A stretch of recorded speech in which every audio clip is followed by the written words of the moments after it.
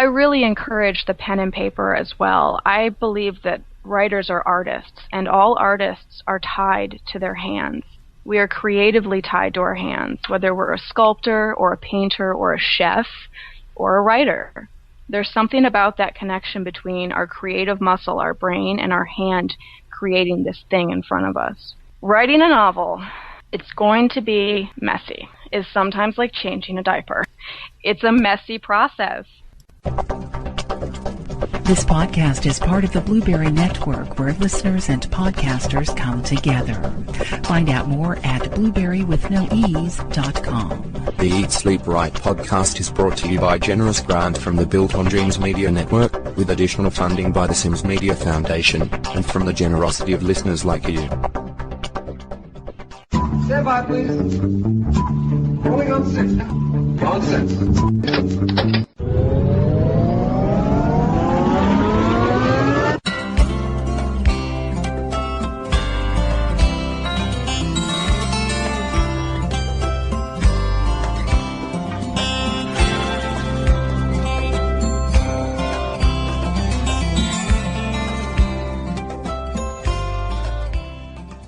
Welcome to episode 47.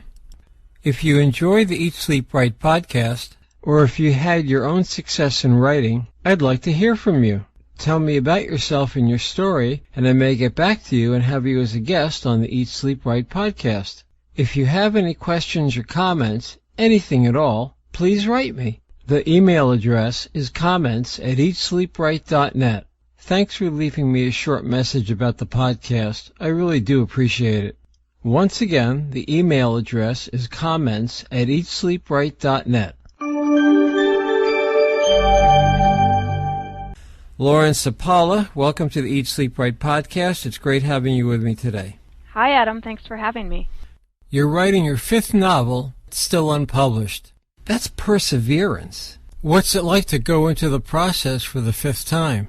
I've been writing seriously for the past 8 years. I've been showing up every day if I can to write. It's been a long process. You write the book, reread the book, you revise the book, you revise it again. You go through countless drafts. You get outside feedback. You research agents. You write query letters. You send the query letters out. You don't get an answer. You start another novel. It's kind of an endless process. I've actually enjoyed every part of it. I have gotten some rejection notes, and I've gotten a little bit disappointed about that. But the whole process has been really a wonderful journey the whole time. When you receive these rejection letters, do you take it personally into heart, or do you understand it's just that you haven't found the right person to understand what you're doing? I did take the first few personally. I think I just wasn't used to the process yet. Now I've gotten a few. It's kind of this constant process, so they don't really faze me. Some of them are very nice. Some of the agents are actually very kind, and they say, hey, I hope you understand. This is not about you. This is about what we're looking for at the moment. It's not personal. I've gotten a few others that were worded in a slightly less kind way, but it's okay. It's all a learning curve. You certainly haven't been discouraged starting your 5th novel. The writing is really separate from the promoting of it. On my blog, I actually talk about how writing a book is almost like having a baby. When you have the baby, you want to keep it close to you all the time. You're very protective of it. You don't want to just throw it out there in the world. But as the baby gets older, it kind of starts to run around, do things on its own, and you feel a little bit better about it being out in the world. And you know it's going to meet a lot of people. Not everyone's going to like your child. That's okay. Have you ever asked an agent, just what are you looking for? And would you change your angle of writing to suit what they are looking for? I actually wouldn't. I haven't asked agents for specific feedback. I know they're very busy. I know they see a lot of query letters come in every single day. A lot of them are actually using assistants to go through the query letters and the proposals. What I have found is that if you submit short stories to online magazines, the editors of online fiction magazines are much more willing to give you specific feedback. And I've actually gotten great feedback from a couple editors who said, hey, I looked at your story, this is what's working, this is what's not. The timeline is a little convoluted here. You could work on this part of it. I think that they're also very busy people, But on the whole, they seem to be much more willing to give you that specific feedback, and that's invaluable if you can find an online fiction editor who's willing to do that for you. Did you plan on your blog becoming, in effect, an educational device for you to learn how to overcome these obstacles, or did it happen organically? I didn't really plan it. I actually started my own writing group about 4 years ago in Seattle. I was having a lot of trouble sitting down and doing the work. I was having a lot of trouble finding the support that I wanted. So I started it with one other person, and week after week, new people kept showing up. New writers would pop up in the cafe and say, hey, I kind of heard you guys are doing this cool thing, and I want to be part of it, and I'm scared too, and I'm having trouble writing too. When I relocated to San Francisco, I started another group, and the same thing happened. A lot of writers showed up out of nowhere who said, I feel like I've always had a book inside me. I'm terrified to try. I'm terrified to start it.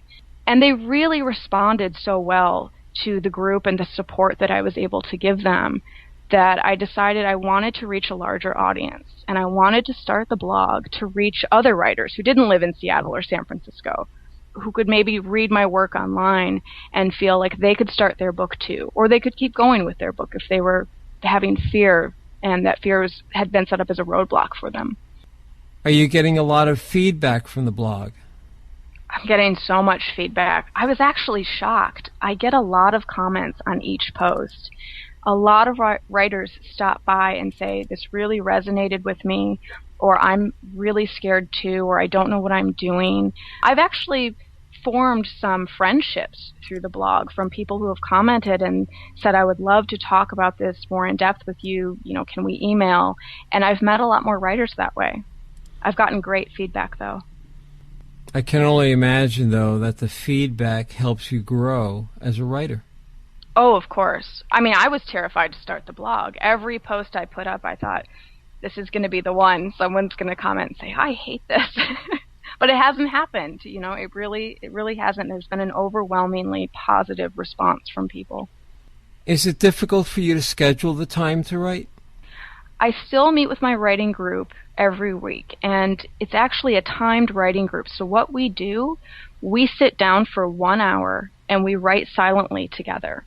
Call the time, we start time, and then everyone has to sit there for an hour. If you get up, it's got to be like an emergency, but you're going to sit with that blank page for an hour. And then we call time when it's over. We take a break and we do another hour. So it's a way to show up for your writing. It's almost like having a gym buddy where you have to go to 24-hour fitness because someone else is counting on you to be there. That's actually how I get most of my writing done. When I'm writing on my own, I'll write for maybe half an hour and then I'm done. That's it for me. What's the ratio of pen and paper to laptops? We have some laptops. I write with pen and paper only. That's sort of my method. I write on the yellow legal pads. I find that when people want to push into new territory, when they want to be sort of super creative or do something they've never done before, they'll use the pen and paper. I really encourage the pen and paper as well. I believe that writers are artists, and all artists are tied to their hands. We are creatively tied to our hands, whether we're a sculptor or a painter or a chef or a writer. There's something about that connection between our creative muscle, our brain, and our hand creating this thing in front of us. Is writing on a computer any less intimate than writing with pen and paper? Oh, no. It really depends on the person. Some people only want to write on the computer, and that's fine. I think writing practice, it's like meditation. Some people really like to do Tai Chi. Some people want to do sitting meditation. Some people want to chant. It's fine. It's whatever works for you. There's no right way to do it. What are some of the biggest obstacles writers face? Number 1 is fear. Number 2 is resistance, which is another form of fear. Resistance is kind of sneaky. Fear sort of announces itself. You have a great idea, but you think someone else has already done it, so you don't want to start. Or you've written your novel, but it's sitting in a drawer and you don't want to show anyone. Resistance is a little bit more sneaky. Resistance is you sit down to write and suddenly you think you need to clean the bathroom first. Or you get really tired and you need to take a nap. Resistance can manifest in all sorts of ways. It's that sneaky voice of self-doubt that says, you're not good enough to do this, or who do you think you are? You're not cut out to do this, or you need to get a degree before you can write a novel. You need to do all of these things before you can create something. Resistance, then, has a direct correlation to fear? Oh, for sure. Fear is sort of this, if I do this thing, then things might change. Things might be required of me that I don't know if I can meet. People might have expectations of me. Even if you're a success, that's scary too. You have to put yourself out there. You have to trust in a way that maybe you're not used to trusting. The resistance comes in, and it's almost a more physical form where you have the distracting thoughts, or you have the fatigue in your muscles, or you come up with all of these reasons. They go together hand in hand. They really serve each other. How can writers build community amongst themselves? Writers can build community in a variety of ways. If you live in a big city, you might have a little bit easier time of it. There are meetup groups online. There are writing groups already established that you can join. You can form your own writing group and use Craigslist to find members.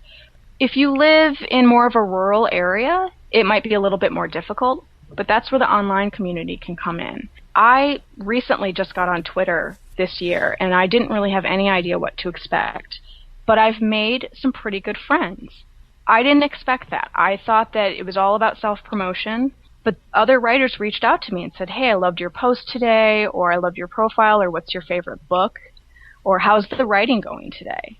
You can jump on Facebook. You can jump on, even stumble upon, bookmarking sites. You can use any site you want. You don't have to be on all of them.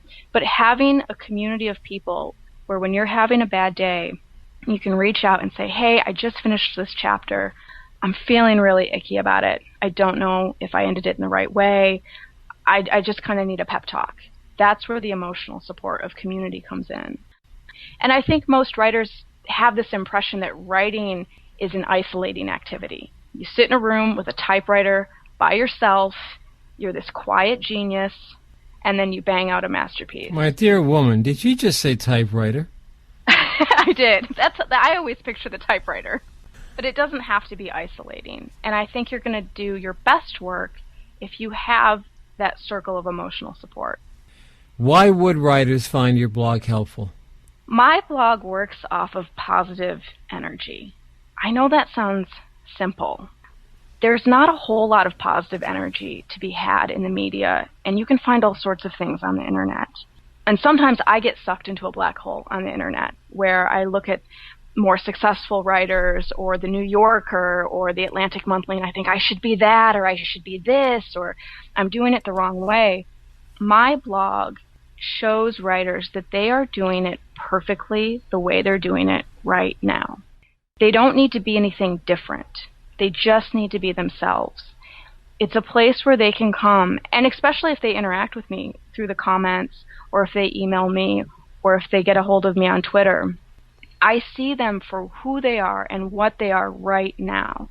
And they are perfect just the way they are. They really, really are. The ability to guide others when you're an unpublished author, your blog, it's much more about learning the craft of writing and how you could better your craft. It's just your writing experience. It is. The blog isn't focused so much on the mechanics of writing, on you need to write in active tense instead of passive tense, or don't use these tropes, they're so overdone, or, this theme is going to work and this one isn't. It's not so much concentrating on those things. It's much more concentrating on your journey as an artist. And to be a truly great artist, you need to meet yourself first. That's almost the hardest part. When you first come into it, you want to be Ernest Hemingway. You want to be Jack Kerouac. You want to be Philip K. Dick. And you might even try to write like them or try to do the things that you think that they would do. But you are you. That is the gift. That's your gift. You're already you. You don't need to do anything differently. What is the single most important thing writers should keep in mind while writing a novel? Writing a novel, it's going to be messy. It's sometimes like changing a diaper. It's a messy process. almost all writers are voracious readers. So they know what good writing is. They read a lot of books. They have their favorite authors. They read Stephen